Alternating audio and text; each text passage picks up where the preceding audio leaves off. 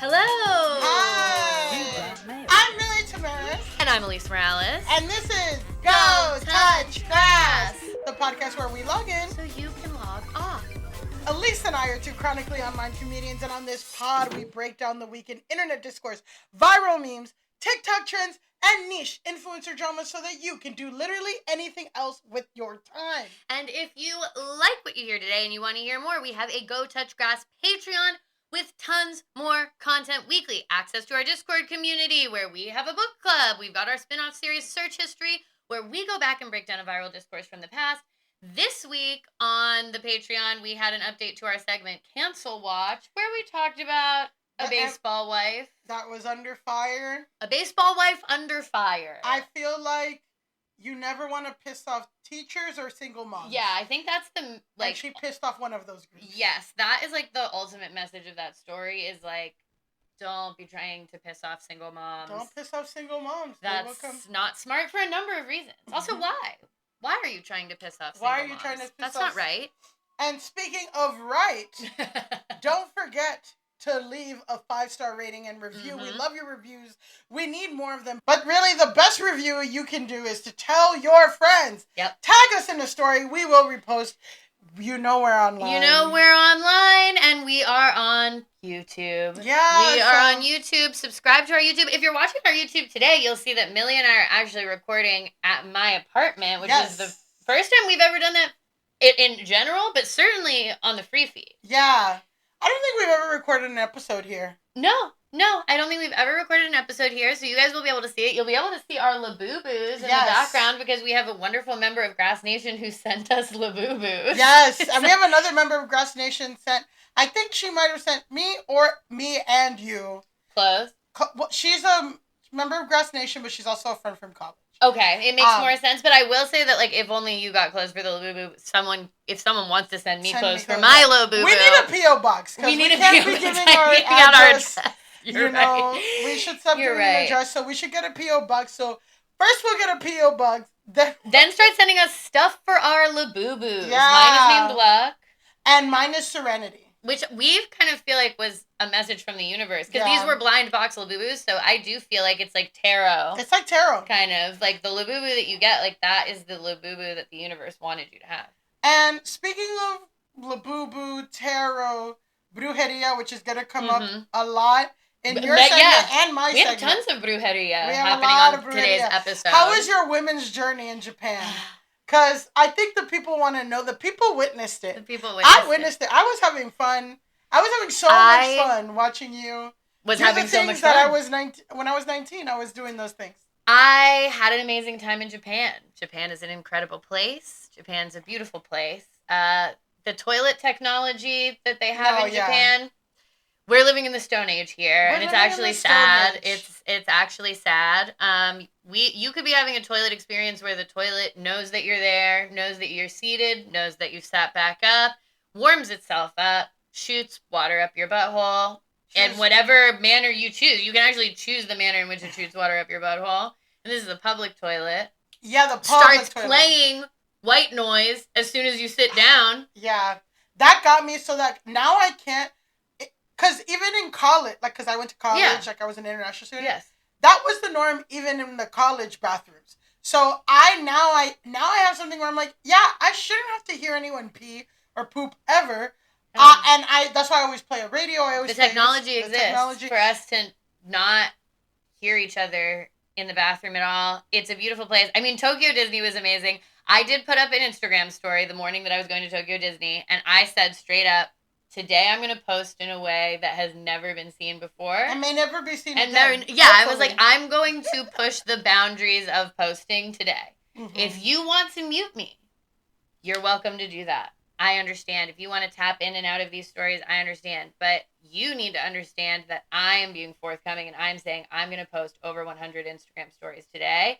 I'm going to post in a way that actually Instagram doesn't allow. No, I'm sure I could count them because I do have them in a highlight on my Instagram. Because, I was at Tokyo Disney alone. It was amazing. I was the only, I think, certainly single adult female, but I think single adult person. American. Oh, person. I saw one man at one point that I was like, I think I might have found the only other single adult male. And he is currently in the line for Thunder Mountain Railroad with me. Okay, here's a rom-com idea. 2 single adults at Tokyo Disney. 2 single adults at Tokyo Disney, because Tokyo Disney, so Christmas in Tokyo is like Valentine's Day. Like, because it doesn't have any religious thing. So, like, and Tokyo Disney is where it's like the #1 date spot. So, 2 you know single what? adults, I did notice a lot of couples in general, because it was already decorated for Halloween, which was awesome. But it's very American. Yes. They're like experiencing America through Disney Tokyo. There were a lot of couples in, like, really intense Disney cosplay that I will say, so I went into this on my story as well because I didn't want to be canceled.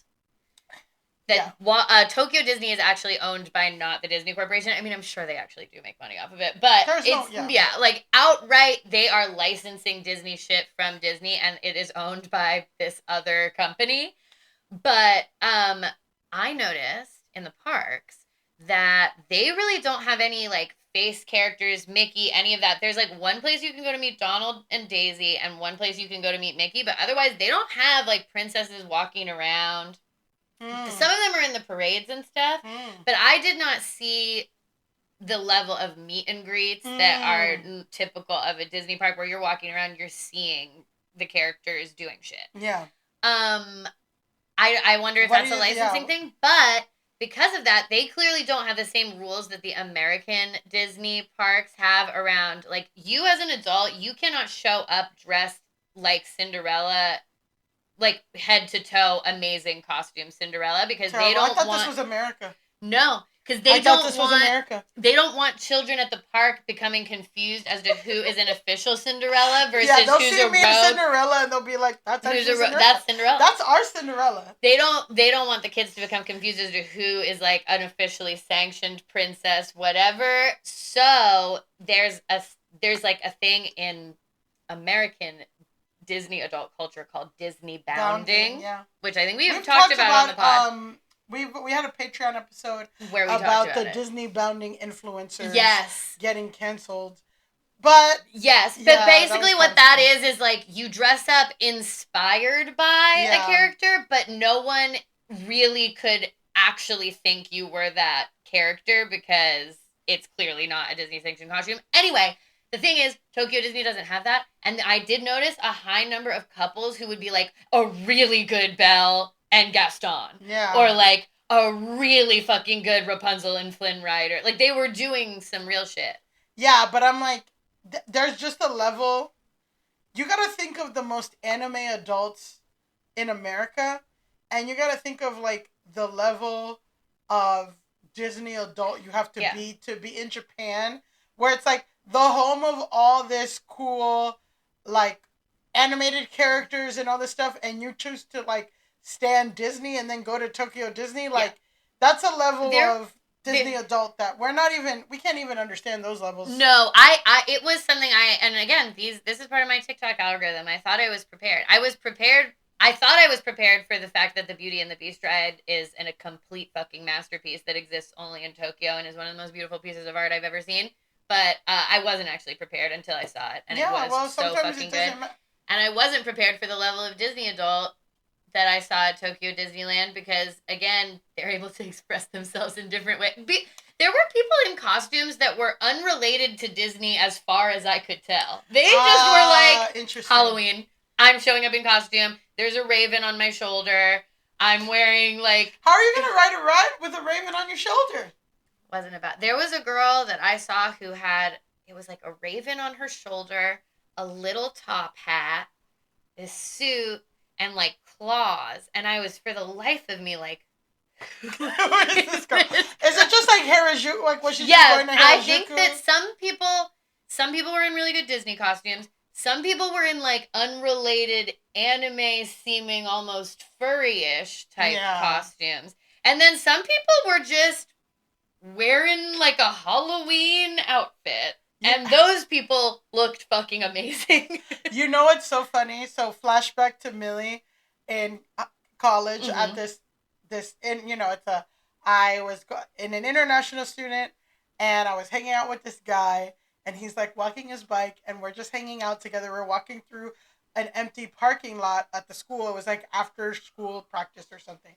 And there's an ambulance, and I see the ambulance people moving in a stretcher, and I'm like, oh my God, I wonder what happened. And he's like, that's just cosplay. And I'm like, no, like somebody's there, like that's a real ambulance. He's like, no, Millie, like he's joking, he's being sarcastic, but he's like, Japanese people love cosplay. They're so into cosplay. It's just really good cosplay. And I'm like, no, they're taking some, and he just kept saying, it's cosplay. It's cosplay. I mean, that's a new way that I might move through the world. If I see something that upsets me, I'm going to be like, it's cosplay. Well, there's also, I mean, it's a good thing for like, taking it back to the show of like, rage bait. It's like, that's rage bait. Like, that's rage bait. It's cosplay. Or this person has a humiliation kink. Yeah. I'm not engaging. Has nothing to do. You can't engage with people. Everyone who says something crazy online, we simply don't have the time. We simply don't have the time, but you know what we do have time to do is recap everything that Cardi B's been up to. I know. Which is our discourse today. Our discourse today is Cardi B updates. Yes. Call us Brazilian teens because this is we have Cardi some Cardi updates. You know what's so funny? Okay, so it's that like, it's just, she's just a really good person to. Yes. And also like this year, this time, I'm just saying, Elise, there's been some brujeria happening with us covering Cardi. Yes, and here's something I want to say. I want to put this question to you before we begin because you did all this research. Would you say that at this point, in your capacity as a podcasting pseudo-journalist, as I am, that you are now on the Cardi beat? Boo! Tomato! Oh, God damn it. Oh, fucking whore. Yeah, I'm on the Cardi beat. Jesus you are. Christ. I think you are. I think I'm on the Cardi beat. Yeah, no, thank you. I would say she's a discourse inducer. Absolutely, she's a discourse inducer. And we've been covering her. Just think back. I'm going to kind of go through all the stuff that we've covered about her, right? Yeah. We were covering her from her ex, Offset, publicly cheating on her and publicly humiliating her. Her announcing her divorce and her third pregnancy on the same day. She was pregnant with her third baby, Blossom, and she announced that at the same time as she announced her divorce from Offset again, this man who was publicly cheating on her. She was scorned. We could tell from far away there was jealousy there. Yes. And I want you to think back to January of this year. Thinking back. We had Katie Nolan on. We did. From SiriusXM. Yep. She was fucking promoting her new podcast, The Casuals, which is a sports podcast. And we talked about the Offset stuff. We talked about, like, Offset is jealous. And we said, you know what? Cardi B needs an NFL husband. Yep. Like, an NFL husband like Ciara. On the record. Ciara and Russell Wilson. Yes. And then we made a whole thing about how we were going to draft a husband. And I did research. I was looking at NFL players. No. I'm telling you, brujeria. Listen, lock in. Me personally, I looked at the Russell Wilson, right? A player from the Seattle Seahawks. He's corny, Christian, whatever, but he's just so locked in on Ciara, and they're just like a power couple, and it's so big and like it's whatever that Ciara has set up. Her whole thing online is setting up like pop stars with NFL players. That's who she set up beautiful. Normani, and that's Normani's fiance. So it's a thing, and then it's like everyone needs a corny NFL husband, right? Whatever, and she has like. Taylor's doing it. There's something to, and we'll get to that because this all ties in. But anyway, Millie Tamarez, I looked up, I said, who could be a good match for Cardi? I found Matt Collins, who is a wide receiver for the New England Patriots. My argument, I said, he's really hot, but he's very goofy. He like insists on walking barefoot everywhere. He never wears like a shirt. And he does, like, science experiments on his Instagram reels. It's like cute. Right, I remember this. I remember the science experiments. Like the duck from Back to the Future, but he has abs and he's a football player, but then he's also a huge nerd and is goofy. And I love that. And I'm like, this guy would be perfect for her. Well, Cardi took our advice. Okay. Right? Because she's literally listening. a month later, she was rumored to be dating Stefon Diggs, right? NFL player. She was seen, and we covered that. She was stepping out of restaurants on Valentine's Day with Stefon Diggs. She was seen courtside, whatever. I need you to know, Elise, Stefon Diggs, after spending the first 10 seasons of his career with the Vikings, Bills, and Texans, Stefon Diggs just signed a contract to be what? A wide receiver for the New England Patriots. On the New England Patriots. We said, I said Cardi should be with this guy, a wide receiver for the New England Patriots. She's the one with the wide receiver for the New England Patriots, but not the one that I picked. But here's the thing, and this theme will come back in a major way. Sometimes you do brujeria. It doesn't, you can't always control exactly. It's not a perfect science. You can't always control where and how it lands, and that's why we must be careful. When messing with certain powerful forces. Yes. So, so Stefon Diggs and her, they start dating, they start being seen together. We're reporting on it. Every time she was being public with Stefon Diggs, Offset would crash out. Very much like Backlash. Cardi B would post herself on a date. Offset would be with like 5 naked women on Instagram. I wish I was joking. Go back to the archives. I remember. We have talked about this. Okay. Then you're just seeing Cardi be loved in a different way. Offset was very extravagant. Again, never forget, like one time he cheated, she stopped talking to him. He showed up to like the biggest performance of her life with like 800 roses and said, "Take me back, I'm sorry." And she's like, "Get off stage, and whoever allowed this, you're fired." And then she performed. That rocks. So that's like a very public thing that Offset.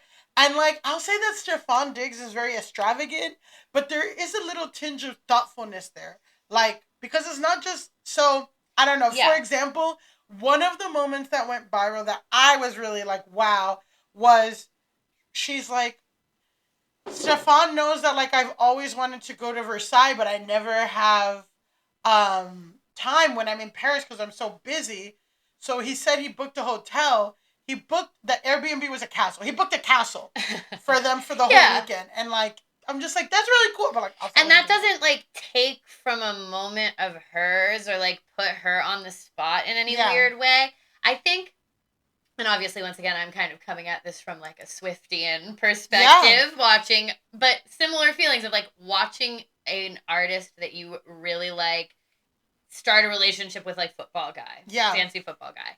And what I do think is nice about the Taylor and Travis of it all, and what might be nice just with like pop stars and football players and that kind of like alliance that is now happening, is I think that the football player doesn't feel threatened by the woman being a pop star in any way. And that's kind of why he's able to be like a better boyfriend to her. Like he doesn't have a desire to get on stage or be a more successful artist or be this or that. He's like,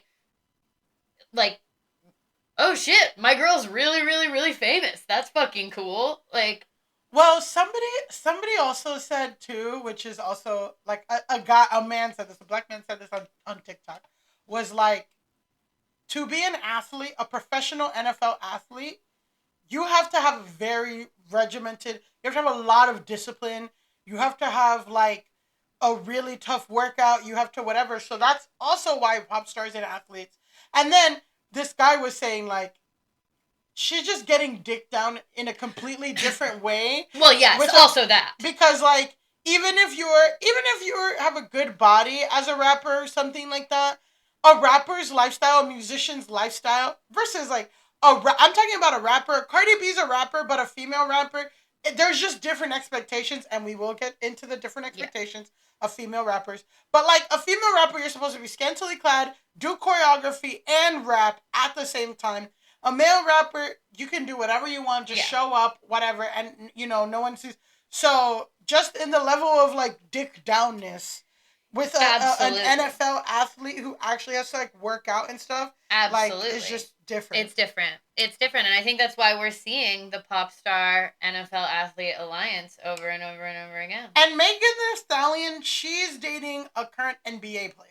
See, that's similar because it's similar. Like I feel like these. I know with Taylor, and I know from talking to you about Cardi B and Offset, it's like they get with these other fellow musicians who are in their field or in adjacent like genre, and then that guy starts to feel some type of way when she has a bigger tour or more albums sold or more streams or more this or more that, or just like is clearly the more relevant artist of the time, and then they take it out on the woman by being kind of a dick to her.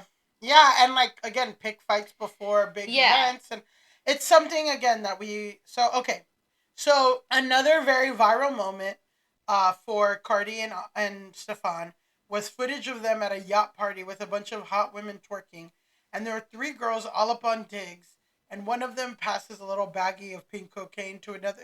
So he gets fined for that, whatever. But anyway, like, it's not like all sweet and wholesome. They're doing some crazy stuff, but like, whatever. I mean, you're not, I haven't already factored into my understanding of Cardi B and Stefan Diggs that, like, they might be doing a little coke on the weekends and getting twerked on. Well, I'm not, that's an not NFL player shouldn't. No, like, I know, they can't be doing coke. He got fined for that, but like, I mean, but it was also showing that, like, they actually have fun together. Yeah. It's like, whatever. Okay. Anyway, Cardi B started promoting her sophomore album, Am I the Drama? Really good. Okay. So the last time we covered Cardi B as a podcast was when she got called out because she noticed that the larger signs. So she starts releasing Am I the Drama merch, and the larger sizes 3X, 2X, and 4X. I don't even know if it went up to 4X, honestly. It was like 2X and 3X sold out before all the other sizes sold out. So Cardi B went on social media and she said, wow, my fans need to stop eating. Like, they need to stop eating Chick-fil-A. You guys are so fucking fat. Like, she was saying it as a joke. A plus-size creator named Samira said, hey, that's not cool. It's fat-phobic. It is fucked up. Cardi B replied with a shitty response that, honestly, like, she kind of doubled down. And personally, I found that, like, really annoying. I thought she was being annoying about it. The other girl was being annoying. We go into it on Patreon. So please listen to that. But I'll be honest here. I kind of lost a little bit of respect, and I lost like excitement about this album. I was really looking forward to this sophomore album, and then that incident happened. It kind of left a bad taste in my mouth. So whatever. Yeah.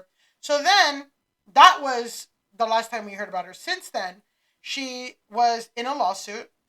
Yes. So she had a court case at the beginning of September, and the lawsuit stemmed from an incident in 2018 at a Beverly Hills medical office.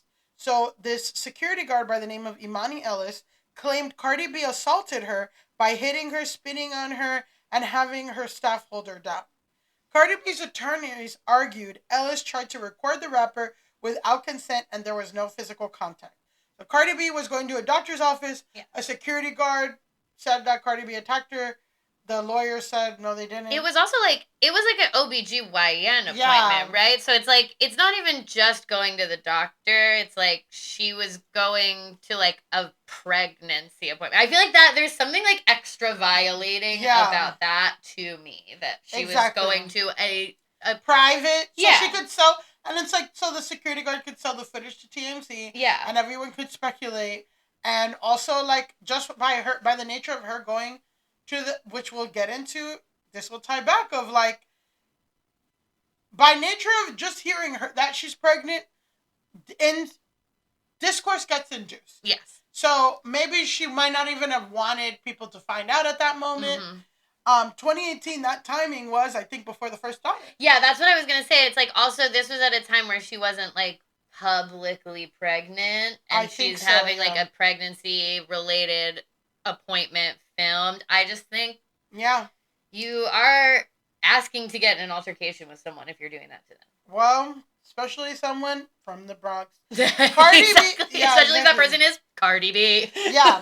So Cardi B testified in the civil trial, which took place in Alhambra, California. Mm-hmm. And apologies if I pronounced that wrong. Please don't message us about that. Please, yeah, guys, you have to within yourself be like, does this deserve a message? I think it might be Alhambra, but either way, yeah. So whatever, we're good. The trial gained viral attention for Cardi's unfiltered courtroom reactions and presence and testimony. You call her fat? No, I was calling her a bitch. She is like what? Say it. Security heavy. Like, she just looks a little like she could protect the building. I'm pregnant, and this girl's about to fucking beat my ass. Hello? Are you disabled? Yes or no? At that moment, when you're pregnant, I'm very disabled. You want me to tell you things I can't do? Fine. Which one is your real hair? Or are they both real? They're wigs. Oh. You said she's bigger than you? Is that correct? Absolutely. How do you know that? I was looking at her face, but I wasn't looking like, she got a pimple on her face? No, I wasn't looking at her details or anything. We do not, Your Honor. All right, just playing for us? No, Your Honor. Well, are you going to have a witness after lunch? I would like to discuss this outside the country. Yeah. She was going so viral. She was going so viral. She had like all these expressive things she said because she's funny. So in early September earlier this month, a jury found Cardi B not liable, meaning that they did not believe the security guard's account. And once that was settled, she then announced a special edition of the Am I the Drama album with her facial expressions cover. So she made like 3 special editions, and this was the caption for the post. I mean, look, by popular demand, the courtroom edition of Am I the Drama is available now. So the CD variations are available at the Cardi B Rub store, which fans can pre-order now for $10 each, and a vinyl courtroom edition of the album was available for $40. So these are basically like different versions of the album where like the imagery is different and it's pulled from her viral court stuff. Yes. So it's a picture with 4 pictures in it, and each picture is a different meme, a different facial expression. And then I think she was deposed for 2 or 3 days because you can mark the different days by the different wigs. Yeah. So one day she's wearing a blonde wig. So it has 4 pictures of all the expressions she did from the blonde wig day. Yes. I feel like the blonde wig day is the big day that went viral. I feel like the black wig day was also viral because she had something else. She said something else. So she has the black wig version, the blonde wig version, and maybe there was a red wig version. I don't know, or maybe a combined. I know at one point the lawyer is like, "I like your hair," or like says something. The lawyer was out of his depth. Album comes out September 19th. On September 17th, Cardi B appears on CBS This Morning with Gayle. The latest rumor about you is that you are having a baby, and I want to know what, if anything, you want to share about that with the class. Well, yes, I am. I'm having a baby with my boyfriend, Stefan Diggs. Congratulations. Thank you. Congratulations. How are you feeling about that? And that this will be baby number 4 for you, Cardi. Yeah. Congratulations. Thank you. I'm actually I'm excited. I'm happy. I feel like I'm in a good space. I feel very strong. I feel very powerful that I'm doing all this work, but I'm doing all this work while I'm creating a baby. Me and my man, we're very supportive of each other. We're like in the same space in our careers, but like in different, By that, what do you mean by that same space? That you're both doing well? What do you mean? You know what it is? That I feel like we're really great and one of the best at what we do.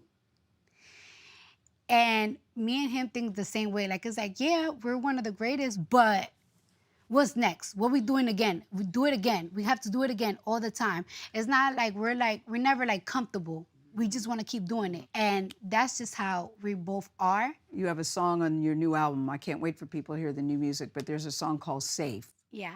Is he somebody that makes you feel safe?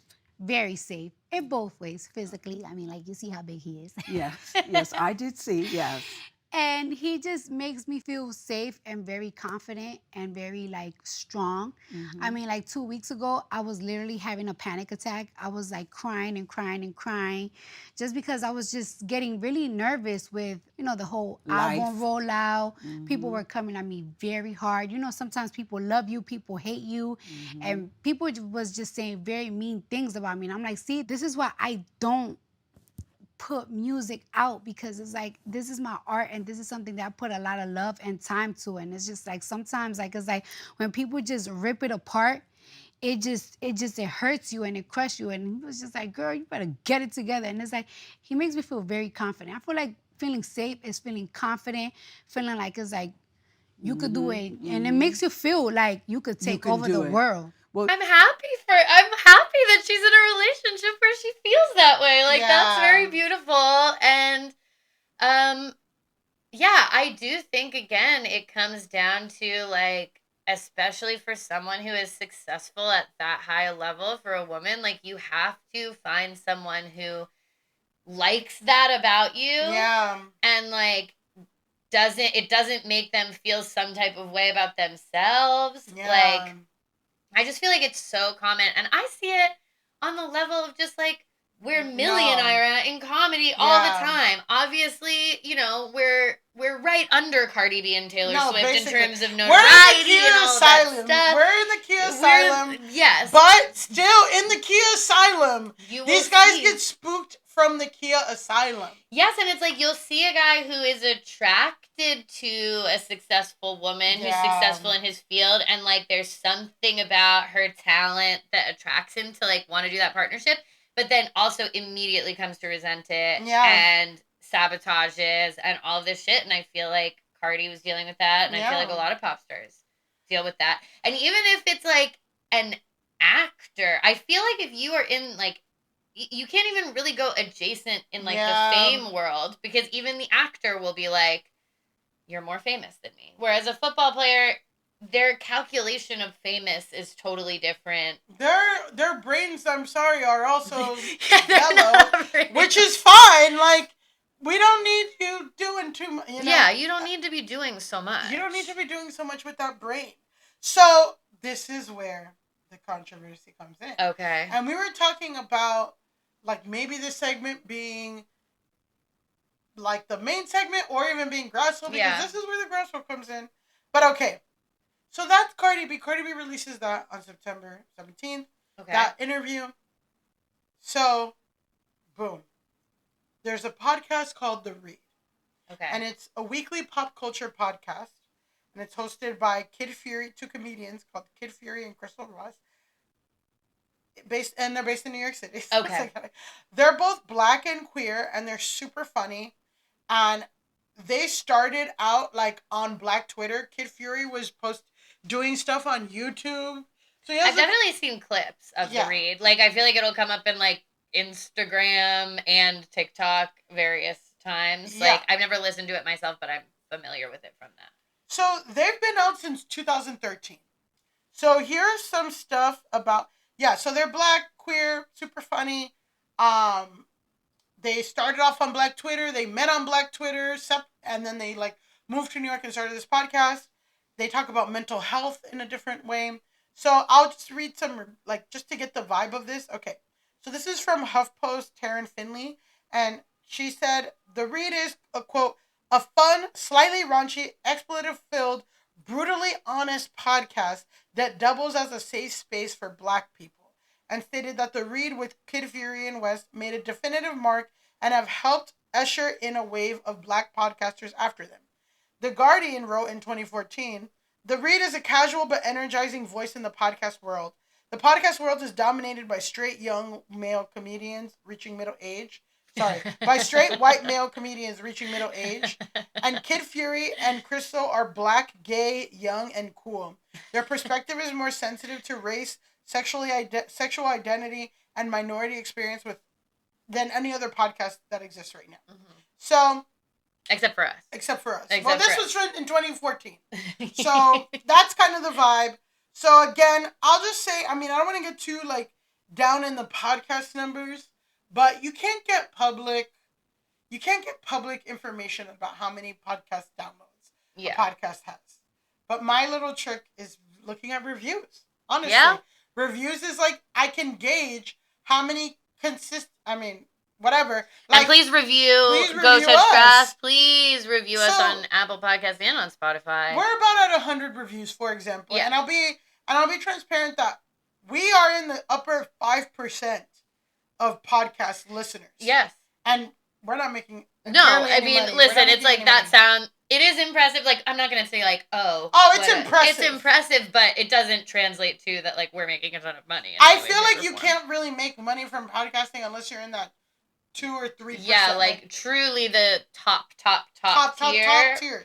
Where you are getting like major ads sold on your back catalog. The other way to make money is Patreon, so sign up for our Patreon. That's the best way. That's where we make any money. Yeah, really. So Call Her Daddy has 162,000 ratings. Okay. Reviews. Joe Rogan has 200,000 reviews. Those are the biggest. They're getting millions of downloads an episode, like $4 million downloads an episode. Yes. The Read has 28,000 reviews. That's a lot. So that's a lot. So you can gauge, like, I'm saying I wouldn't be surprised if they have like 625 episodes. Yeah. I feel like in general, seeing how many reviews something has is a great way to evaluate, and we will come back to that at the end of the episode. Okay. Well, there we go. So the Read segments, they have a lot of segments, but their main kind of segments, they do Black Excellence, where they highlight like a positive Black figure in the week. Then they do Hot Topics and listener letter. Like Hot Topics is like the weekly topics. Mm-hmm. Listener letters where people write in for advice. And then finally the Read, where each of the hosts read someone to filth. Okay. You know? So I never want... It's always funny to me when people are like, read me. Like, I'm this, read me. And I'm like, I don't need to be read. I don't need it. I don't need it. I can read, clearly, but like, I don't like to do it too. And people, and it's also like, it's not fun when someone like asks for it. No. Like, I like to poke fun at people like jokingly and stuff, and some people don't take it well and all this. I don't know. I'm not going to put myself up for reading in that way. No. It reminds me of people who are like, how old do you think I am? I'm like, I don't need that. Especially online. Millennials, this is one thing that I do feel that we have to stop. Yeah, we said too. Yeah, like, millennials, stop posting a video of yourself and being like, nobody can believe how old I am. No, and because that you're setting yourself up to have people be like, you're 70 years old. Yeah. Like, in the comments. Like, it's not, you are setting yourself up. I don't care how good you think you look. I'm not putting myself out there in that way. So, this is full disclosure, I used to listen to the Read religiously. Mm-hmm. Like, they were the best on having nuanced opinions on Black topics, and I found them, but over time, I found them to be pretty negative. Their advice, they had the listeners' letters, and their advice was always very harsh. Mm-hmm. Very, very harsh. Like, people would, so, especially Crissel. So, Crissel has a tough relationship. This is, like, kind of chronicled throughout her thing. She's very vulnerable about, she has a tough relationship with her family. Completely cut off her mom and dad. Like, so it's very encouraged. Like, my mom, like, kind of got mad at me for not washing the dishes at Thanksgiving, and she's like, get them off! And I'm like, oh my God. Or, like, this girl's like, my dad didn't really talk to me, but, like, ICE, like, he needs a sponsor for his visa. Should I sponsor? She's like, call ICE on your dad right now. Like, oh my God. I'm like, Jesus Christ. So it was just like that. And then, also, they were both so squarely, are both so squarely, deeply beehive in a way that makes me uncomfortable. I understand that. Just Beyonce gets no criticism. Yeah. There's nothing, and I love Beyonce as an artist, whatever, but like, there's a lot to, especially recently. Well, that's why I struggle with identifying as a Swiftie, because I feel like to say Swiftie is for me to say that I think that Taylor Swift is above reproach and like that you can't have any problem with anything that she's doing. And I think I've demonstrated that that's not how I feel. And I have reproached her many times.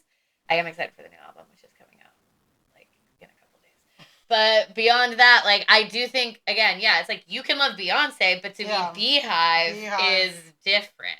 Yeah, so they're very Beehive in a way that makes me uncomfortable. So, okay. The tone, another thing tonally, this is all giving such, like, background and context to the disc, whatever. Yeah. But the tone is, obviously they've been doing it for 12 years now. Mm-hmm.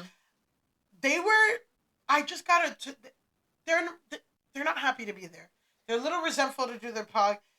People, a lot of comments, a lot of their fan base says, like, you know, it always feels like they're putting a gun to their head. Like they're like resentful. They don't want to be doing it.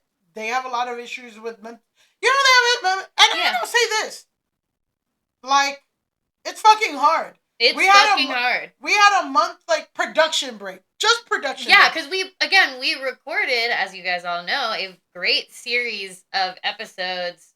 So we did all of the same amount of work. We just front loaded. Yeah, which was crazy. And was tough. And was extremely tough. But like, it's just tough to like, again, as you're going through the divorce, I'm going through my shit. Like, and also to consistently do a podcast, and we're doing it twice a week. Like, it's a lot. I totally get it. And we do edit everything ourselves, too. We're not just sitting over here. We edit and research everything ourselves. Oh, my God. So it's just a lot. I get it. So I don't want to be whatever, but that is a criticism that people say. Is that people feel like they're over it. People feel like they're over it. Kid Fury actually did lean more into showbiz. He wrote on rap shit. He's right. He does comedy. He does whatever. He leaned into showbiz. Crissel, throughout her journey as a podcaster, has been letting people know she was in school to be a therapist. She's in therapy school. She tweets about like, oh, I'm gonna get a grade. Like, so she's been very publicly going to therapy school, and she graduated. She has her master's in psychology. All right. So, when Cardi B announced her pregnancy, Crissel ended an episode reading Cardi. And here's a little segment of that conversation.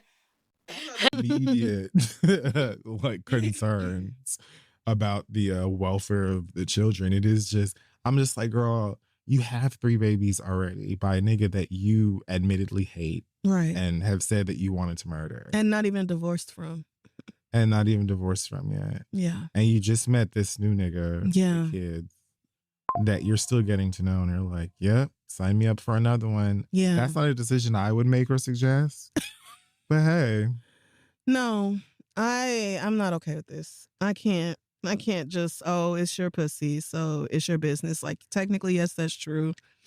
And a lot of the Cardi stans are going to respond, well, she got the money. I'm not talking about, if money was all it took to raise kids, the Trump kids wouldn't be held like they are. Trump wouldn't be held like he is. It's not just money. You also need parents who are very mindful and deliberate about bringing you into the world and choosing to guide you to adulthood. That is how we raise decent, good people. Yo mama out here giving her pussy to whoever the fuck she wants to and keeping whatever y'all drop off in her fucking uterus is crazy. I was expecting so much more out of Cardi B because you are not just some broke, bored bitch in the Bronx who don't have shit else to do. Oh, I ain't got nothing to do today. I ain't got no money to go out. Let me just fucking get pregnant. Like, you have a life. You have a career. You have things to work towards and work for. Like, I just cannot. Well, she's a street bitch. I think this show is older than her time in the strip club. Like, she you know what I mean? Like, she's Cardi B, yes, and Met Gala now. And you would like to think that people will go, oh, wow, things to live for, access time to do better and be better.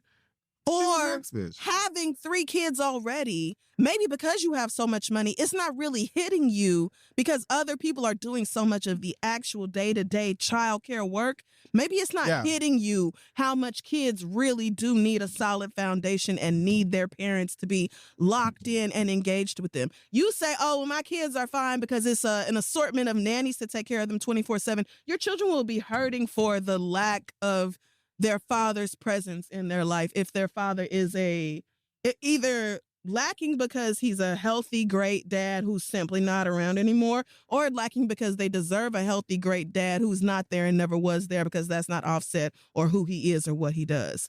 Either way, the children lose. Blossom just turned 1, meaning you were fully pregnant. You talking about going on tour in February. All right, it's mid-September now. So I'm guessing that means you're knocking on your last trimester. I would guess. So you're going to give birth to this baby probably near the end of the year, towards the top of the year, and then spend 6 weeks in surgery and tour rehearsal to then do what? Go on stage and do fucking nothing. I went back and watched Cardi B's performances after she came back after having culture. Some of the most boring shit you ever seen in your life. And not because of the performance itself. Oh, it's great colors and costumes and dancers and musicians. There's a bunch of shit going on. You know who not doing nothing? Cardi. Laying down on a fucking round table and letting that shit spin around for half the fucking performance and then getting up and having niggas salsa dance her and twirl her ass around on stage for a little while. She don't do shit. You waited all this goddamn time to release another album just to get pregnant in the middle of this album being done and preparing for the... Why? Why, bitch? Why? You don't know how to use your butt? You never heard of condoms? You never heard of the IUD? You never heard of the pill? You decided to get pregnant by the nigga you cheated on your husband with? Why? This is just dumb bitch shit. This is so fucking stupid. You are bringing a whole new person into the world, girl. It's not playtime. It's not that ugly ass Labubu Kid Fury just got. It's not some toy you can just toss around and it don't matter how it feel about nothing. It don't matter about its circumstances. This is a human being. Don't listen. It's you look completely. I just can't believe this dumb bitch. Of all the time, you had so much time to push out however many kids you fucking wanted to. You chose the most pivotal moment, getting ready to release your sophomore album and finally go on tour because you canceled it the last time. Why? Kids. To finally do that shit. And now you're like, oh, as soon as I had I'm ready. I've been stretching. I'm getting my body ready. You getting ready to go lay down and pray that mommy makeover don't kill you like it do so many other women. And then do you a little boom cack 1-2 side step on that fucking tour. I hope you girls are ready for her to give you fucking nothing but unnatural hips, a ridiculous looking what I guarantee you, like she said, she gonna have Hennessy put her in that fucking faja 3 seconds after she's done giving birth because don't nothing matter to her more than the way she looks. An actual show, you can forget about it. Put in what? I have a faja. We all have fajas. We all have a faja. We all have fajas. A faja is a girdle. This is the Spanish word for girdle. But Elise, so what do you... that part was a part of an 8-minute rant. And it wasn't... And I thought it was actually at the read segment of their show, but it actually was not. Because the read is actually the end of the show. It's like their Grasshole of the week. Yeah. But no, it's an 8-minute rant. We listened to like 2 or 3 of those minutes. I'm just like, when a person decides to get pregnant isn't... I can't imagine like actually being mad that someone is pregnant while rolling out an album. Yeah. I just feel like when a person gets pregnant, is up to them. We don't know if it was planned, unplanned, how Cardi B chooses to do like birth control for herself, but it's her album. It's on her to promote the album and be pregnant. Like, she's the only person, I guess, I feel like is inconvenienced by that choice. Yeah, well, so Crissel said first, like, her first thing, she's like, I'm not okay with it. She's still married. She, like, technically, which Offset said he's not signing anything, like, or he's purposely not signing because she wants him to pay, like, give him a house and do all this stuff, and she's not accepting. Yeah, I don't know. They're having a contentious divorce. And then another thing she said was, like, she didn't plan it well, like, it's in the middle, whatever, and then it's, like, a disrespectful to her fans because she's not going to put on a good performance because how could she if she is, pregnant? I don't know. I guess I'm like, if she does put on a bad performance, you can talk about it then. I mean, I know she was saying like, oh, I saw her before and she wasn't good while pregnant. Yeah, I do think as an artist, like you have a responsibility to put on a good show, but I don't think that a pregnant person by necessity can't put on a good show. Rihanna did it for the Super Bowl. So, Rihanna's Super Bowl, that's not a good example. She did do it. She did do it, but like, that's a load-bearing statement. I'll say, okay, another thing that has come out since Cardi B announced the pregnancy is that Stefan, there's all these clips of people, Stefan's kind of like a little pervert, or like, there's this thing of like, who's the last person that you would never want your sister to date on the team of his former team? And they're like, Stefan. I would not. So he has things, and then there's allegedly has 3 kids on the way at the same time. So that's also another, like, I'm not, again, personally. Who are the other 2 kids supposed to be? Like, he just has like 3 different women pregnant at once. So he does. Like, wait, so there are 2. Oh wait, because I think I heard this. That he has another I heard that he has one paternity case in like litigation. Okay. But I know he has. And I mean, Cardi obviously. And Cardi has 3 kids with another guy. Okay. So they're saying that he's a scumbag. Whatever. So that was the clip. People start saying like, "Girl, you're fucking 30. No, you're 43, which is how old Crissel is. Why do you care so much about somebody else's life?" That's basically how I felt. Was just kind of like, I mean, I guess maybe she won't be as vigorous of a dancer while pregnant. I don't know. I've never been pregnant, and I've never been a pop star, so I don't know how those 2 things interact with each other. I've never tried to like rap and perform while pregnant, so I don't know.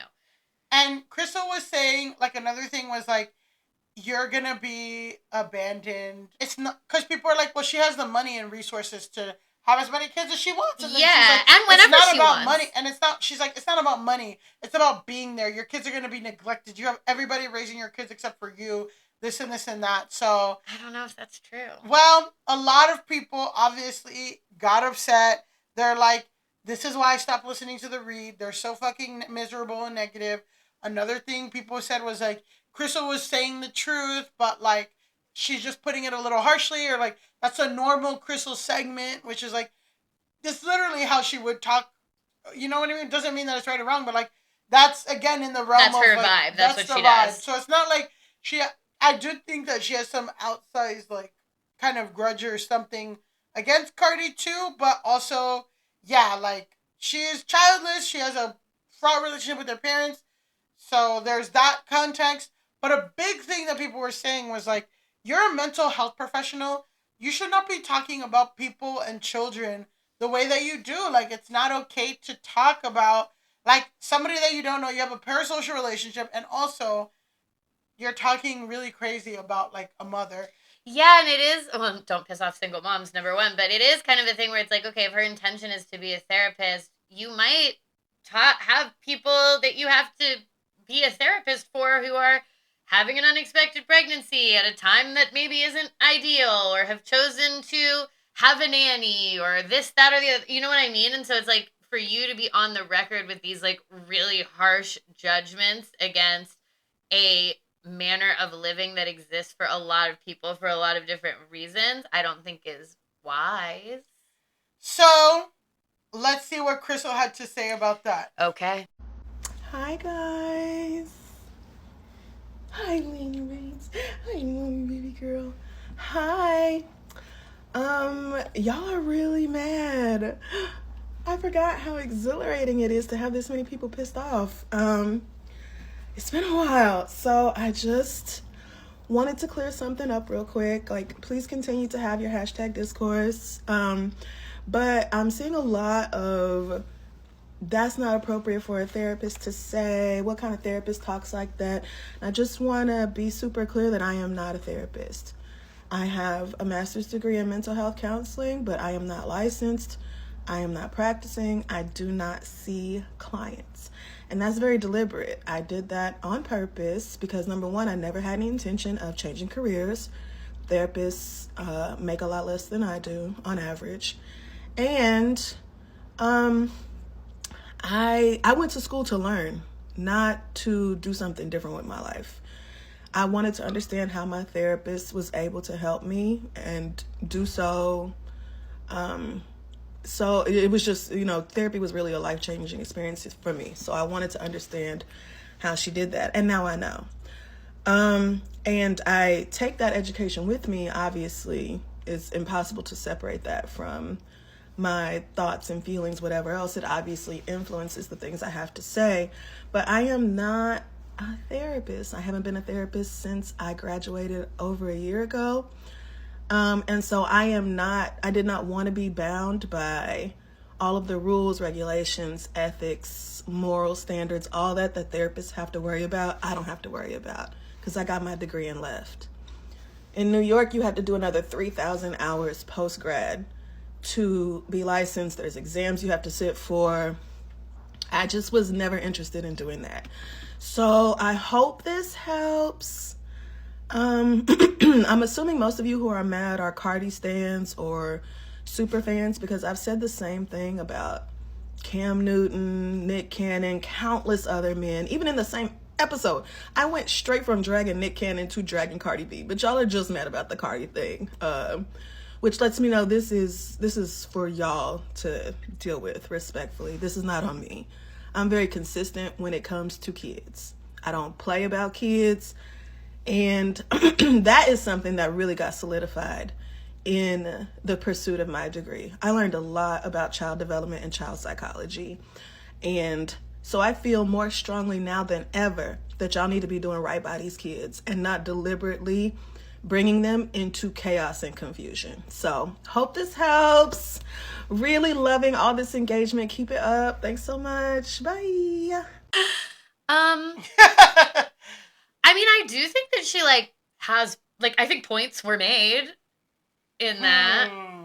How does she present herself? How does she present her, therapist stuff on the read otherwise than this?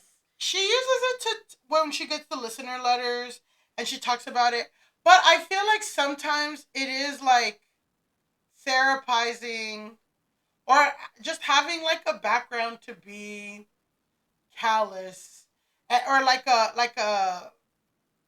because she's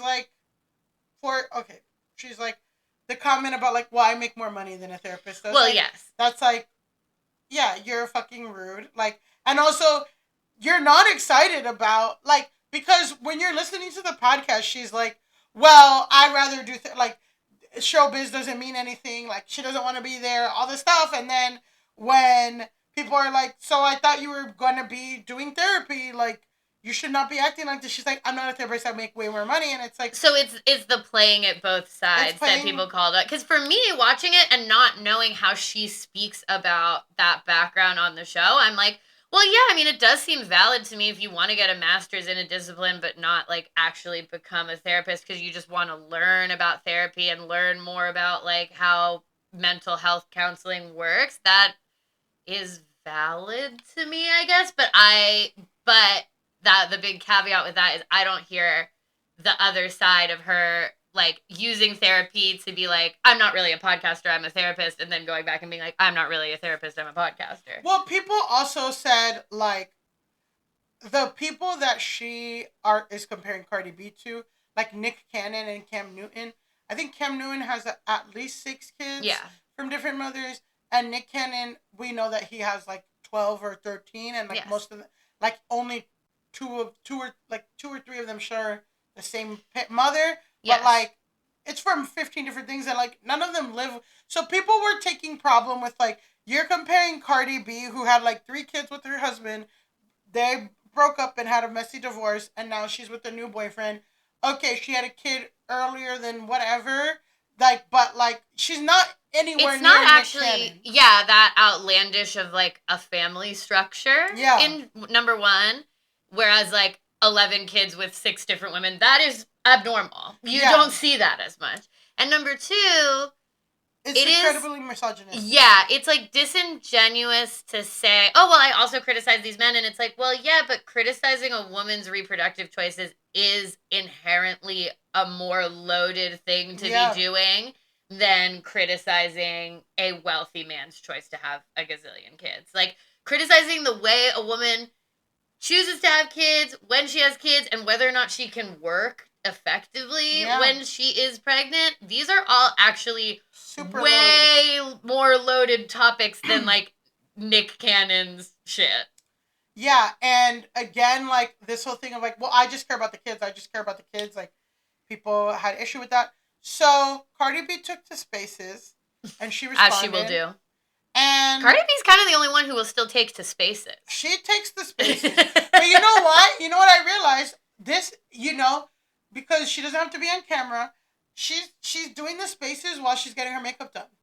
Yeah. So and it's like, she has an hour. That's why I went live in line for Peter Pan at Tokyo Disc, because I was like, what else are you gonna do? I could have taken to Spaces. Yeah, I'm just not on Spaces like that. I could have taken to Spaces. I chose to go to Instagram. But I'm saying, if you're doing your makeup, or if you're getting your hair done, or not hair because of the loud tools, but Spaces is good. Yeah. So she takes the Spaces. We're just gonna hear a few minutes of the response, and then we'll wrap it up. Why people will feel a certain type of way about what I got going on in my life and everything, because I just feel like so many people like expected certain things from me. Like, I think people like wanted me to leave my old relationship and then like be single for like 2 years and then come back out and date a rich white billionaire and move to Dubai and shit like that, whatever the fuck. But that's not me. That's not what's going on in my life right now. However, right now in my life, I'm very happy. I'm very excited. I'm very happy. I'm very excited. And I did, and I have my choices. I do choices. Whatever is my choices is my destiny. You know what I'm saying? One day I might be happy. The next year I might not. But you know what? I make that choice, and I'm a grown woman, and I do and it is what it is. But one thing about my choices in life, one thing I don't ever regret is my kids. So I really don't give a fuck. To me, my kids is always gonna be a blessing. And another thing is that it's like some people have so many different opinions about what I do, right? I might not be the best. Well, I feel like I'm the best at everything I do. But some people might have opinion on my work, right? You might think I'm not the best dressed. You might not think I'm the best rapper. You might not think I'm the best at something. But one thing nobody could fuck with me or tell me is about my motherhood. Like that title, I'll beat bitches up for that title, because one thing I know I am is I'm a great mother. And I take a lot of pride for that. I think people don't understand. I don't know what people think. Like, do people think I live in Miami and my kids live in New York and like we far, far away from each other? No. I live with my kids. I live in New Jersey. My kids live in New Jersey. And let me tell you something about motherhood, right?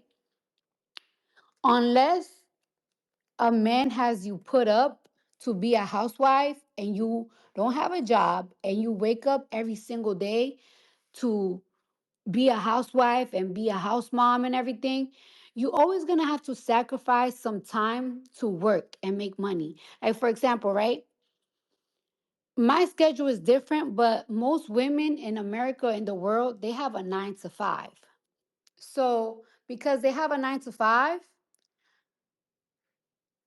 a lot of women spend time away during that 9 to 5 from their kids. Some of them cannot even pick them up at 3 o'clock. Some of them cannot drop them off to school because they, they got to be at their work at 9. That's what happens when you're a mom and you have a job. You sacrifice some time. So don't tell me that it's like, oh, you're not raising your kids because you got all this work. What are you talking about? When I had my daughter, Culture, and I was doing four to 5 different shows in a week, I had my kid with me. Then, of course, COVID came and everything. But I'm always with my kids. I live with my kids. You could see it in the attitudes of my children. Like me and my kids are like best friends. Like because I see them almost every day, every single day. They know me and I know them very well. This ain't no nanny, this and that shit. Like, yes, I have people that help me with my kids, but this ain't no I just dropped them off and somebody else is raising them for me. It's very clear that that's not what I do. Um, Second, sorry, I'm getting my makeup done. Like a bitch can't tell me, no woman can tell me, especially a woman that don't have kids, can tell me what it's like to have kids and what I do. No, nobody can tell me. No bitch can tell me about motherhood. They don't have no fucking kids. So don't even do that. Sorry, I'm getting my makeup done. Like for real. And this is another thing too. Every single time I'm knocked up and everything, like this is why I wait to say that I'm knocked up when I'm like almost done with my pregnancy because so many people wish you, not even wish you, so many people just put so many negativity on your pregnancy. If you are a Barty gang and if you are a Barty gang, when I came out and I said I was pregnant with culture, so many bitches started picking on me and started like trying me while I was pregnant. Then when I said I was pregnant with Wave, yeah, I used to see how bloggers the next day they would start doing saying the most crazy and absurd shit. Like they love to pick on you when you're knocked up. That's why I don't even like saying that I'm knocked up when I'm knocked up because it's like people just like to pick on you. They wish bad on you. They try to bring you stress. They try to bring you stress, not only stress, but they might wish you something so nasty on you and in your life that is weird. Like for example, like why would you say, and I hope you don't die on a mommy makeover, and you know I got 4 kids, and that's another narrative about me that is kind of weird that you guys say that. Don't even do that. Sorry. Basically, she also says too that like, this is why she doesn't tell anybody. That's why she doesn't say anything when she's pregnant because people have really bad energy and say all kinds of stuff, and it gets to her and it stresses her out. And it's also like the mommy makeover thing was a really fucked up comment, especially knowing that she has 4 kids and that she hasn't gotten surgery since like 2 kids ago or something. I don't know. Yeah, I mean, at the end of the day, it's a high-level version of a conversation that any mother who works has to deal with. And it's like, yeah, I don't know. I mean, my mom dealt with it because she always worked. And so we had a nanny when I was growing up because both my parents worked. And, like, is it a privilege to have a nanny? Yeah, it's a privilege to have a nanny. Is it a privilege? There are times where it's a privilege to be able to stay home with your kids. Like, it all mixes up and, like, whatever. But my mom wanted to work, is a working person, was actually the breadwinner of our family. So she needed to be at fucking work. Yeah, so, she, like, Crissel responded, whatever, but, like, that's kind of where that ended, where it was, like, people, obviously Crissel will always have fans. People are like, no, she said everything right, it's just tough love. Other people are like, this is too far, this is too parasocial.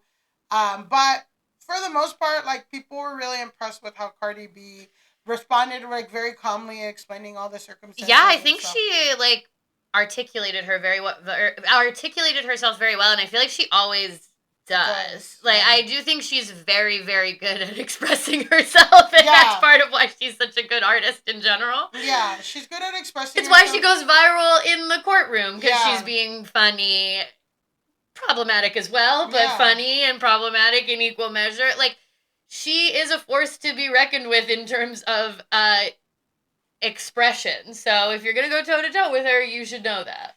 And just really quick, just to wrap up this segment, at the time of this recording, Am I the Drama is number 1 on the Billboard charts. It's excellent. Like, yeah, I was gonna say, so I told you, I said, because I didn't give it a chance because I was pissed about the plus size thing, but I gave it a chance, and it was really good. And I said, Elise, you should listen.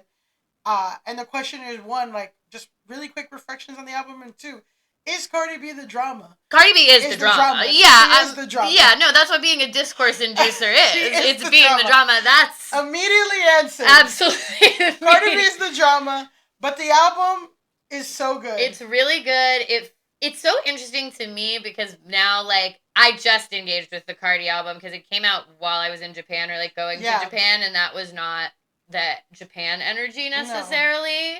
No. Was not Am I the Drama? But now that I'm back, now I'm, you know, in it more. Bodega Baddie is my favorite. Bodega Baddie is good. Bodega Baddie is what's made it to my, I call it my master list, which is my, like, playlist where it's just, like, these are all my jams and they live here. Yeah. I do need to, like, probably spend a little more time with it to have, like, true full reflections. But what's interesting to me is the two poles of my experience are Audrey Hobart, Who's the Clown, which is very much, like, this, like, indie pop yearning girl album about, like, insecurities and security and all these different things. And, like, sometimes I live in that space and sometimes I live in Am I the Drama space, which is, like, I'm the baddest bitch, I'm the prettiest, I'm the hottest. Anyone who's ever messed with me was a fucking loser. Yeah. They mess with me because they're fucking jealous. Yeah. Everyone's jealous. Like, there's like, it's fun to, like, live in those two poles. She also talks about the breakup really well. Yeah, she talks about, like, her emotions, too, and, like, how she feels. It's not just, like, there's a lot more emotional depth to it than what I just said, but the energies of those two albums are, like, bad bitch, sad bitch, and I, like, kind of vacillate between the two. One of my, like, favorite lines or pictures is, like, I cried for 300 days last year, no one called me, but you're gonna be like my tears. Everyone who didn't call me, like, are gonna be like my tears, salty. Mm-hmm. It's just like, it's that. Fuck you, It's good to have a good, like, fuck you, I'm a bad bitch album to walk around to. Like, you need to be able to live in that space. Yeah. And both spaces need to be a place where you can live. Yeah, so anyway, that's what Cardi B's been up to. It's been quite a lot. It's been quite a lot. I was like, oh, this will be 15 minutes, and then I'm like, oh my God. No, there's so much coming up with this girl. The month in Cardi B was enough to catch up for an entire episode. Now it is time for, I guess, what we'll call Grasshole of the Month. I think these people are the Grassholes of the month. So these are the people that I guess I'm going to say for this month had to log off the most. These are the people for this month who really need to touch some fucking serious grass. Before I get into this, I'm going to reiterate that Go Touch Grass is an anti-murder podcast. I don't like how much we've had to say it. We don't say it as much. Like, we don't say it that much, but it does come up. We've had to say it twice in the last 3 weeks now because we are talking about the same story Charlie again. Kirk, yeah, but I mean, but we're an anti-murder podcast. We are an anti-murder podcast. We are against people being murdered for any reason, in any manner. We'll just say that. But today, our grassholes are the people who took the Jezebel Etsy witch article seriously. If you don't know what any of those words mean, I will get into it. Oh my gosh. But these people need to log the fuck off. Okay. I want to hear, yeah. Yes. So, okay. As we said, Go Touch Grass is an anti-murder podcast. Yeah. As Millie and I have said, we specifically moved out of the realm of doing a daily news podcast because some stuff isn't the most fun to talk about. Yeah. So I'm going to do the Charlie Kirk stuff on a very high level in terms of the details. There might be some more Patreon episodes where we talk about different elements.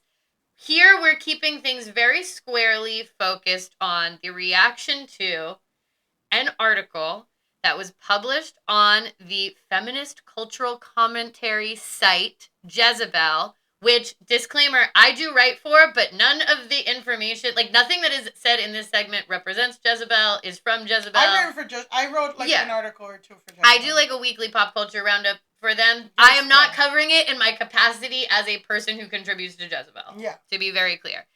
But 2 days before Charlie Kirk was murdered, For anyone who doesn't know, Charlie Kirk was the 31-year-old founder of Turning Point USA. He was murdered at an event in Utah. I had to do a disclaimer about it on our Jeffrey Epstein episode because we just so happened to have a Jeffrey Epstein episode scheduled where we talk shit about him that came out kind of closely following his murder.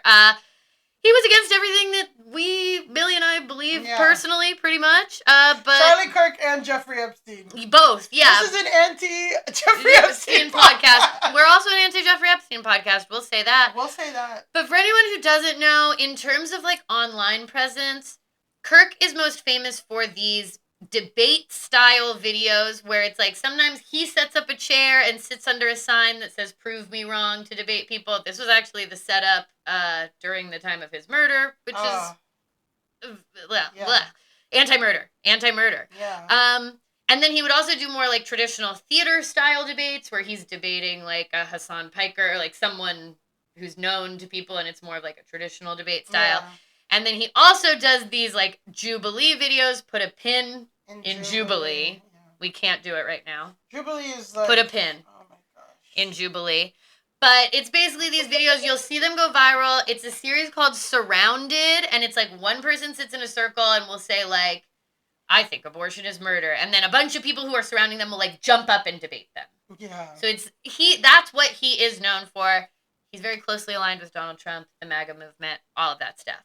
Funded by like a bunch of old people, and like really is known for his legacy is like activating young people to be Republican and Christian. Yes, that is a very important part of his legacy, and that's like who he is online. Is he mostly goes viral for these like debate style videos. He also has a podcast and all the other right wing guy stuff.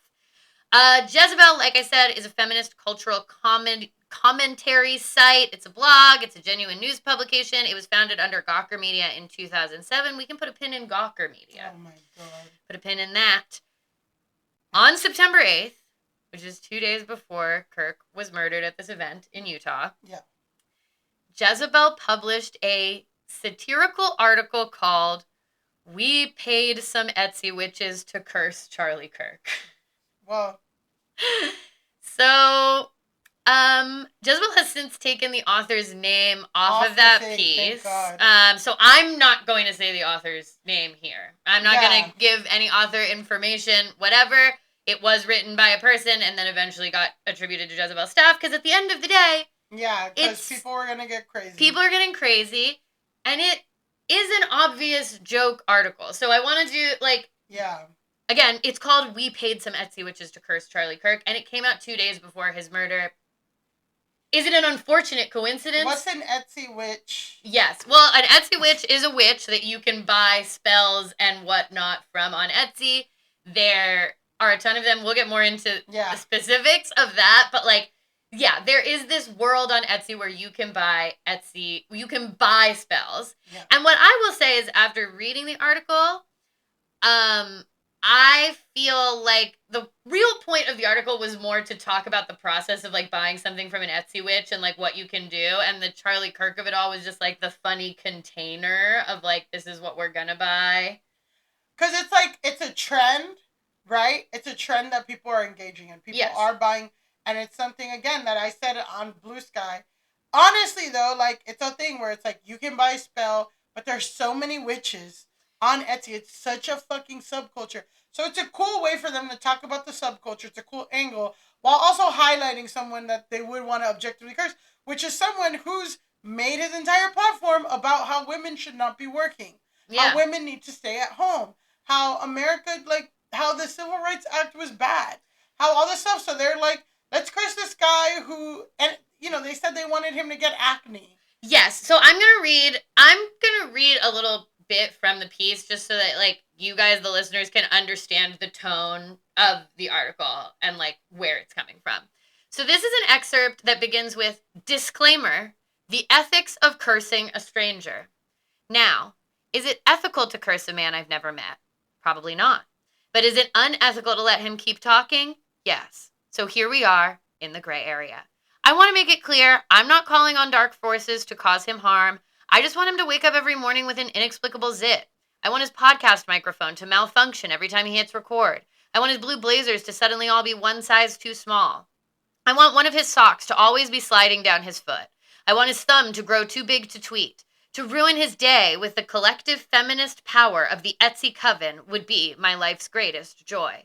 So again, we're just obviously joking here, friends. It's just kind of obviously a joke. And even still, took the time to be like, I don't want to hurt the guy. I want his socks to be wet. Yeah. Like, whatever. This guy who's like made millions upon millions of millions of dollars saying that I don't deserve any rights. Yeah. He can have a bad day. He can have a bad day. He could have a bad day. And also, how seriously can we take buying a spell off of Etsy? Well, it becomes serious. So anyway, obviously, the day that Kirk is murdered, pretty quickly this article starts going really, really viral because the screenshot with the date, people are sending it all around. Now, mostly on my feed, I'm seeing people who are kind of like joking about it, being like, either, oh shit, Jezebel must be freaking out right now, which certainly they were. And then on a second level, people just being like, how do I get the information of this witch? Like, this is a powerful fucking witch. This witch is so powerful. I will say that you told me when Charlie Kirk got shot, I thought it was a Trump thing. So I feel like that was also I sent that article out being like, I thought he got grazed. Yes. And then you told me, I just saw the video, which was horrifying. The video was horrible, and that's a whole other discourse, But like,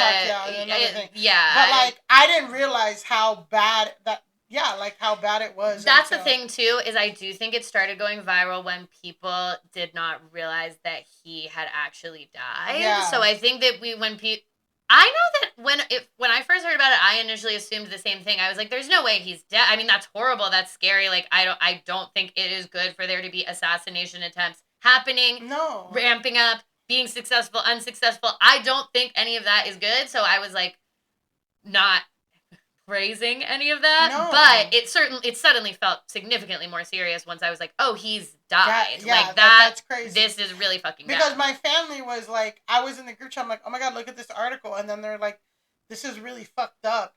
And I'm like, it's just an article. And then it came out he's died. And I'm like, oh, actually that is fucked up. Like, I wouldn't have shared it if I knew he died.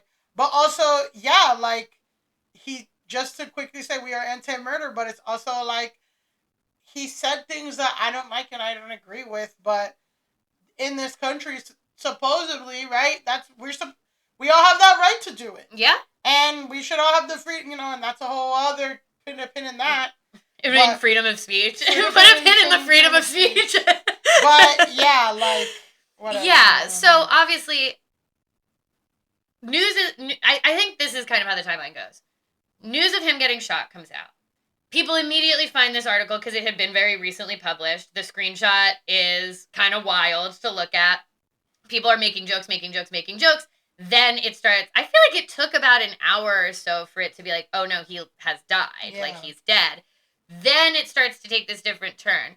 What we see publicly, and again, this is all publicly available information, this is not coming from Jezebel, is that at first Jezebel puts up a disclaimer. They keep the article up, but they take the author's name down, and they put up a disclaimer that says, this story was published on September 8th. Jezebel condemns the shooting of Charlie Kirk in the strongest possible terms. We do not endorse, encourage, or excuse political violence of any kind. So we are an anti-murder website, basically. Yeah. Eventually, as more news comes out, as things start to get more and more serious, the text of the original article is replaced with a new piece titled An Update to the Jezebel Charlie Kirk Story, with an editor's note. On Monday, September 8th, we published a humorous piece titled We Paid Some Etsy Witches to Curse Charlie Kirk. The piece was intended as satire and made it absolutely clear that we wished no physical harm. We stand by every word. But in light of Wednesday's events and on the recommendation of our lawyers, we have removed the text. To be clear, this decision was driven by an abundance of caution for our staff and to avoid the piece being misused in a tense and volatile environment, not by a change in our editorial judgment. We may republish at a later date, but out of compassion for the victim's family, we want to make clear that we prioritize an end to violence over anyone wanting to read about Etsy witches. Which I'm like, yeah, I mean, that's...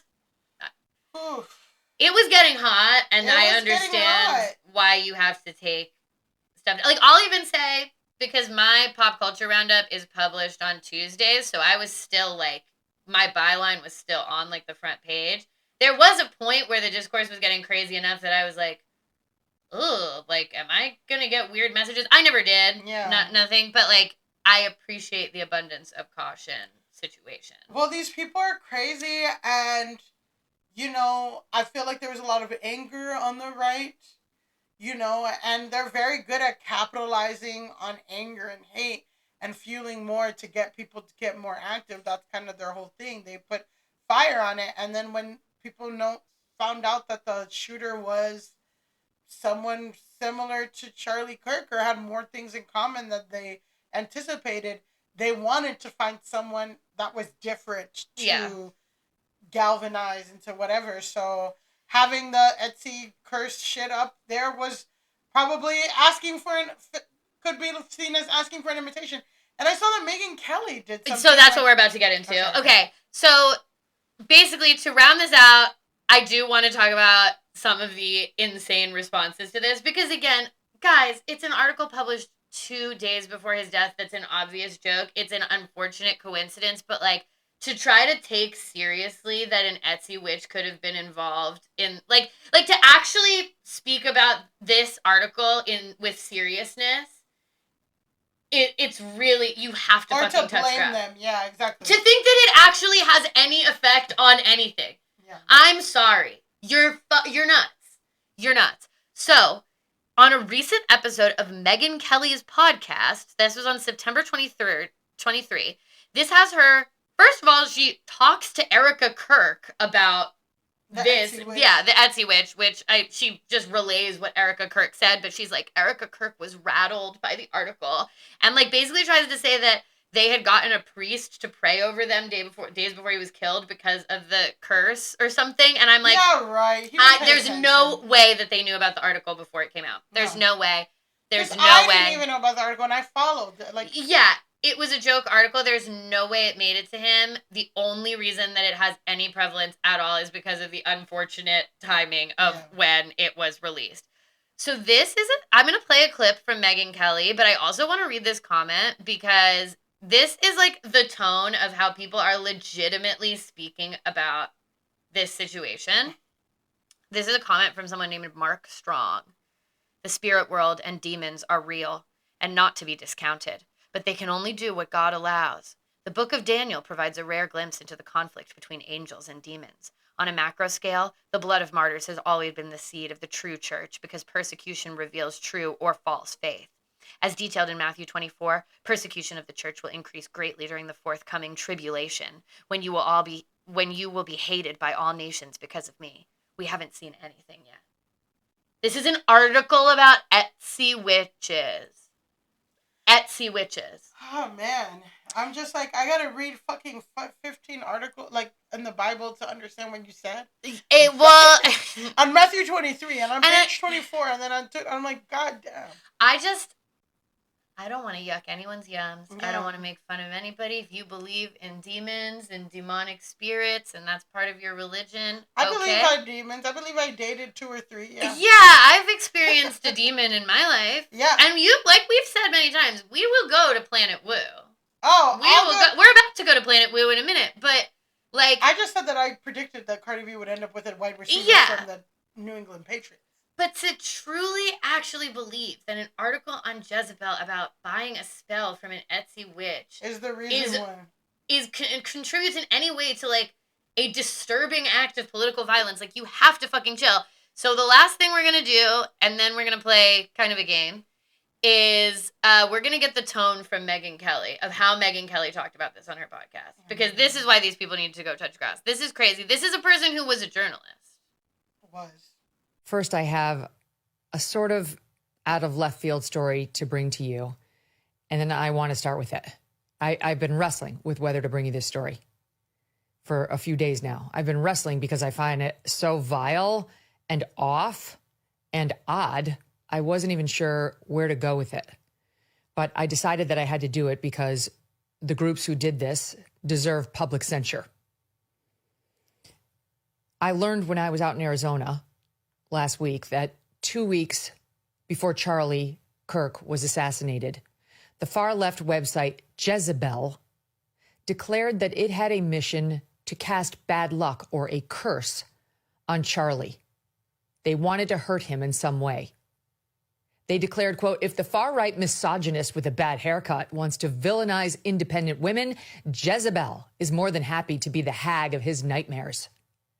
And they went on to the website Etsy, yes, Etsy, to, quote, cast a curse on him.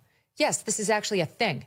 Etsy, the website known for making arts and crafts on demand, will happily cast a hex through its witches, who you can hire, on someone if you ask them to. The Jezebel crew was delighted to discover, quote, it's not uncommon for the so-called witches on Etsy to channel their energy toward thwarting Republicans. There's even a subreddit devoted to casting nightly hexes on Trump. Jezebel decided Charlie Kirk, who they've repeatedly described as far-right, the founder of the right-wing conspiracy theory factory, Turning Point USA, is, quote, more irritating than most, and asked its audience if they were, quote, interested in punishing Kirk for years of regressive rhetoric. Okay, so it's like, are you serious? Are you fucking serious? Yes. That's what's great, because also she has this crazy tone in it where on the half chart she's like joking about the Etsy witches, and she's like, yeah, you can really do this, and I'm like, but so you're also acting like it's real. Yeah, so it's like, so do you believe that witches have power or not? Because if you believe witches have power, then you are like disgusted and astonished, but then you're also making fun of it. But the whole thing goes back to, it's easy to blame a group of women on a feminist website. It's hard to be like, what rhetoric have I posted to encourage someone to think that this is okay? Yeah. How have we normalized school shootings so that a kid who's 21 years old thinks that it's normal? How have we normalized political violence? Charlie Kirk, did a fundraiser for the guy who attacked Paul Pelosi. Like, exactly. This is, like, what is the culture that we've been creating? These are the questions we need to have. An article about an Etsy witch, like, are we fucking for real? Are we fucking for real? Go touch grass. That is what I'm saying. If you... Megyn Kelly, go touch grass. Mark Strong, the commenter, go touch grass. Anyone who felt any actual real feeling about this article, that it could in any way be tied to genuine violence that took place, you have to go touch grass. You have to. Okay. You have to. I mean, yeah, Republicans need to go touch grass. I feel like that's also just... I mean, it's not even Republicans. No, it's a specific subsect. Like, you have to be particularly nuts. And what's also wild to me is, like, Charlie Kirk, ostensibly, his whole thing was, like, free speech. Everyone should be able to say whatever. Yeah. That was one of the drums that he beat. How can you support him and the things he said and his right to say them, but then also think that an article about Etsy witches needs to be censured and, like, this is actually bad and let's dox the writer and let's shut down the site and let's be scary to these people? Like, how can you hold those two things in... It's the same... I feel like... It's the same, like, it kind of doesn't even... Like, we should always be pointing out the hypocrisy, but they do not care. No, they don't. They think they are better and right. They think that the way that they view, and everyone else is a fucking freak.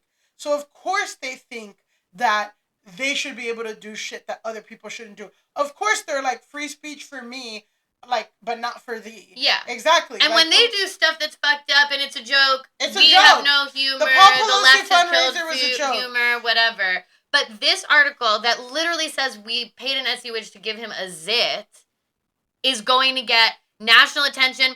The New York Post wrote it up. Oh, well, New York Post writes about everything. I know, but even still, they were framing it like Jezebel, feminist website, blah, blah, blah. It's like, Charlie Kirk specifically wanted to be an enemy of feminists. A feminist website made a joke about him. It's unfortunate that it happened 2 days before he was killed, which no one likes. Like, no one likes it. It was a horrible thing, but also, horrible. If the killer said, hey, you know, the last thing I watched was, I read the Etsy witch thing and I said, I'll take it. Yeah, that would be different. That would be different. This guy was not on Jezebel. No, this guy griper, was not. The alleged griper, whatever. Who knows what the politics of this guy is? But we know this guy was not on. He was not influenced by the Jezebel article, either by reading it or by the powers of witchcraft actually working in some whatever. Elise, if a straight white male could be influenced by Jezebel, we'd all make more money. If Etsy witches could truly cast spells to make straight white guys do things, we'd be in a better place. That said, I do want to give an update on the witch, which is that one of the witches in the article, known as Priestess Lilin, spoke out in a Daily Mail exclusive, actually, titled, "I'm the witch who cursed Charlie Kirk. I want to speak to Erica directly because she deserves to hear the truth." Priestess Lilin claimed that it was actually not her who cast the spell, so she's not the Etsy witch, but it was her sister who goes by the name High Priestess Liamashtu. The Jezebel article described a curse that involved burning a photograph of Charlie Kirk. Priestess Lilin said that the majority of her work is casting spells for protection and healing, but that summoning demons or communicating with the spirits were not inherently evil acts. The spiritual community views demons as multifaceted spirits and not one-dimensional big bad evils, she said. Mediumship is also perceived as an ethically neutral practice. Is it effective? Yes. She said she and Leah Mashtu had received a barrage of death threats recently and have been banned by Etsy. Etsy did not respond to a request for comment from the Daily Mail. Yeah, you cannot. A lot of people were saying, like, how do I get in touch with this witch? You can't get in touch with this witch. She's been removed from Etsy.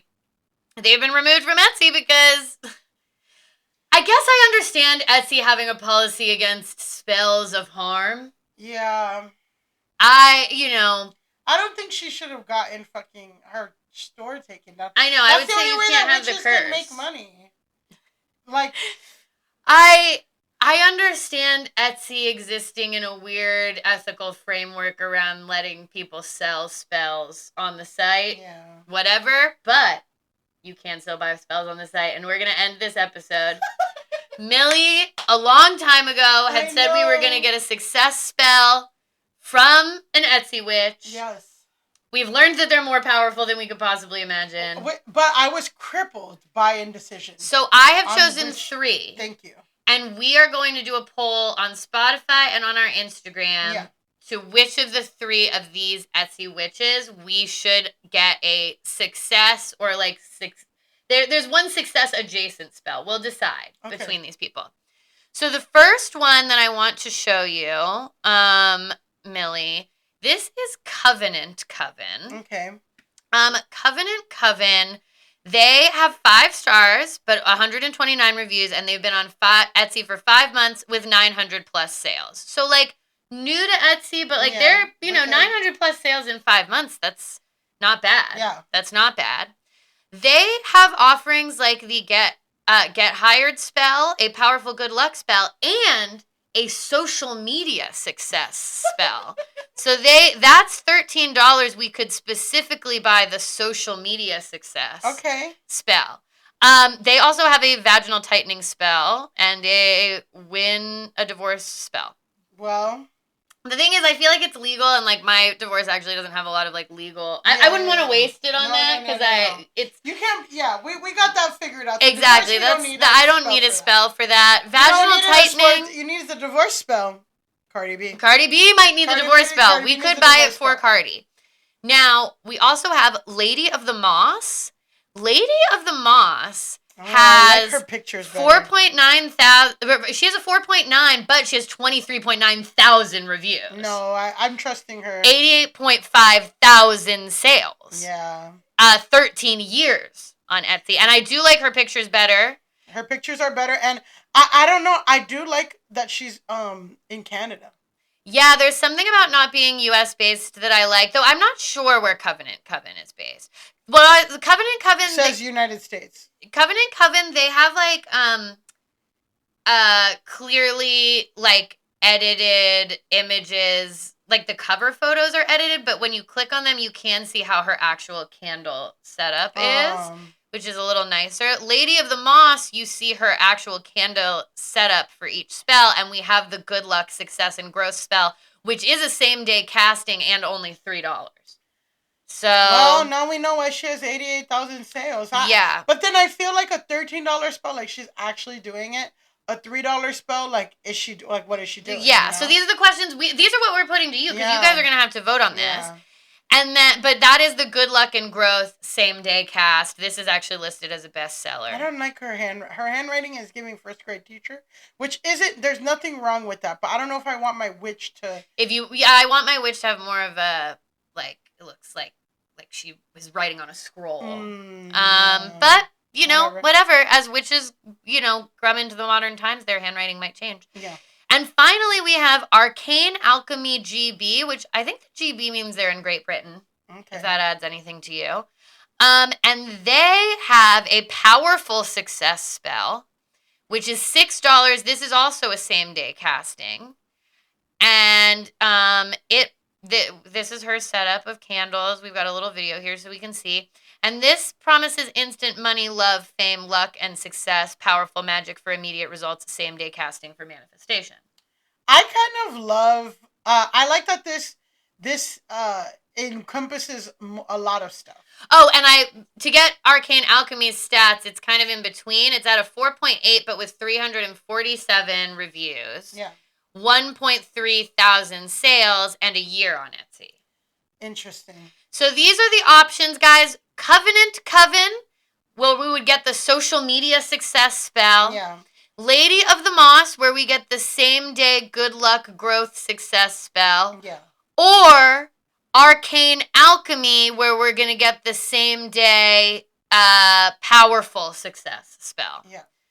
So these are the options. You'll be able to vote on them with this episode, and that's... And this is a democracy. This is a democracy, so your voice will be heard. We will get the spell. I'm gonna, actually not count, half of the...